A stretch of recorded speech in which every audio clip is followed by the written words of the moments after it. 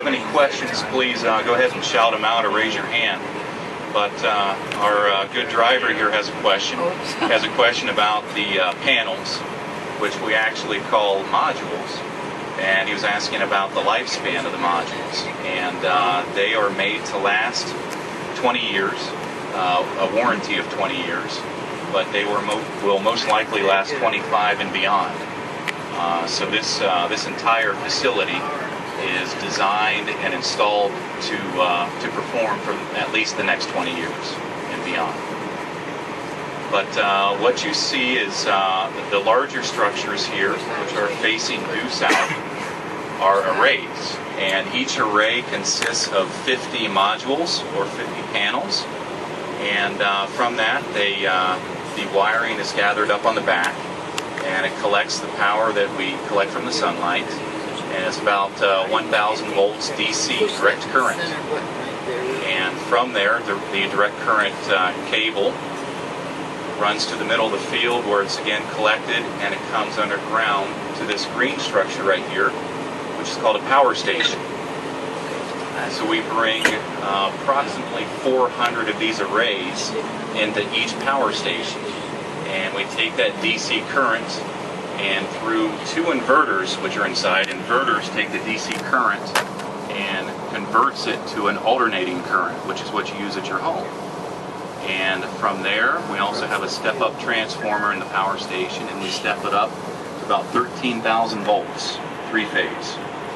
And it is then cabled underground out to County Highway 44, where we have a 4-mile distribution line that carries the power from here to the Upper Sandusky substation, owned by AEP. So my company, PSEG Solar, owns the field. We lease the land from the county, and then we sell the power to AEP. And then all the power is then consumed here locally in this area in Wyandot County by various homes and businesses. We just tie right in directly to the grid.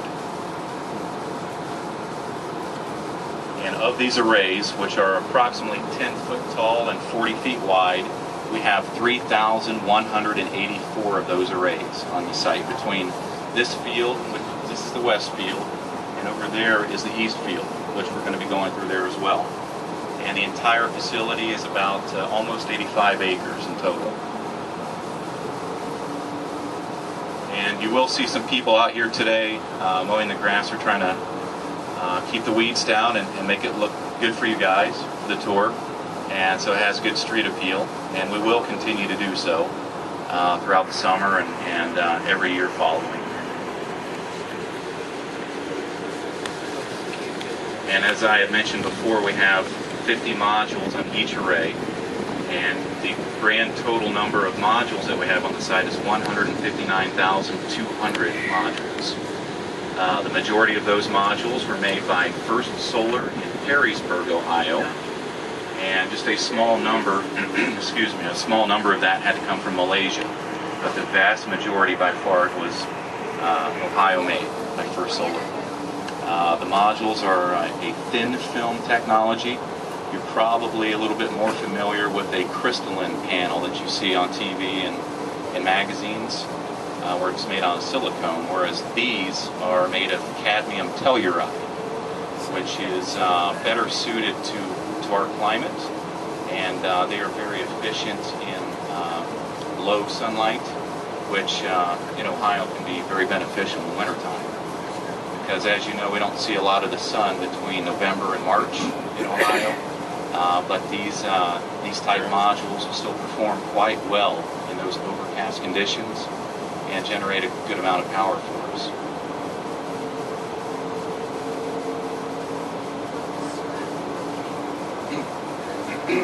Good question. The snow. I saw this myself as well. The snow obviously will collect on the arrays, and they are at a fixed tilt of 25 degrees. And they do not move.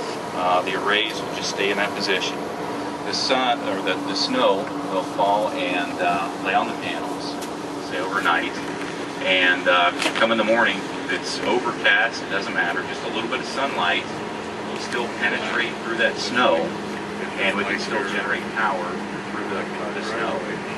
But once it strikes the modules, it will generate just enough heat to where that snow will melt a little bit and it will slide right off. So typically, if we get 2 inches or more of snow, it will melt and slide off of the panels, off the arrays by, say, 9 o'clock in the morning.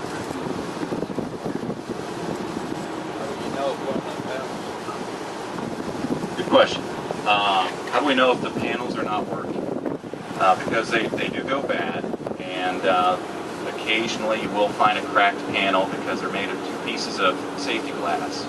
And if there's an imperfection in the glass, it will eventually crack. We monitor the output of each array of all 3,184 arrays.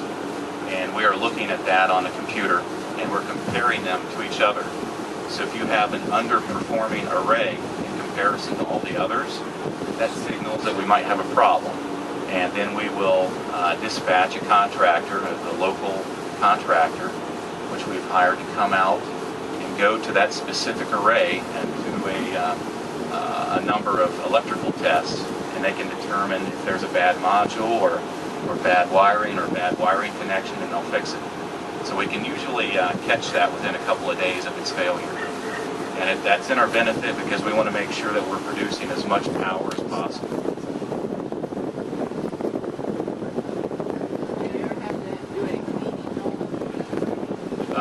No, we do not have to clean the panels. We're fortunate here in Ohio that we get enough rainfall and enough precipitation that we let Mother Nature take care of that, so we don't have to clean the panels at all. You will see dust collect on them occasionally, and I apologize, you're going to see a few pieces of blades of grass from the mowing, but the next time it rains, it will clean all that off, and they're fairly spick and span, so no cleaning whatsoever.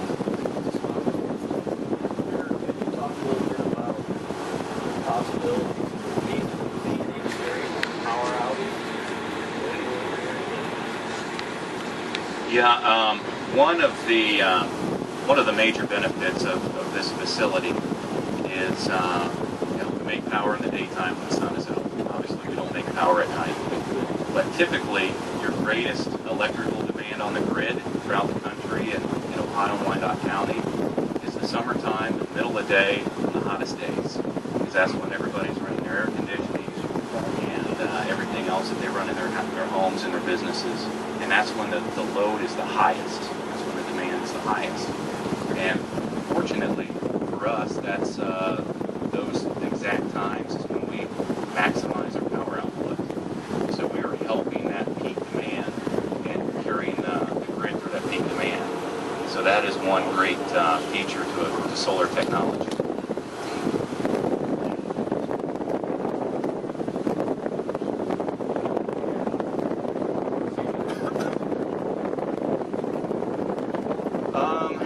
Unfortunately, there's not a savings to the consumers. It is an investment, and I'm not saying that you're going to see a rise in your electric bill, no more than usual. I mean, it will still continue to go up, every year or every couple of years, like but probably will not see a savings, but you will not see an adverse effect from it either. But really the great thing about this is we are selling our power to AEP. We're making a clean, green, renewable power. We're not burning any fossil fuels. We're not burning coal or natural gas or fuels. We are just harnessing the power of the sun. And, our fuel is green and is abundant. And we're not disposing of any waste of any kind, and it's great for us, and it's great for the county as well.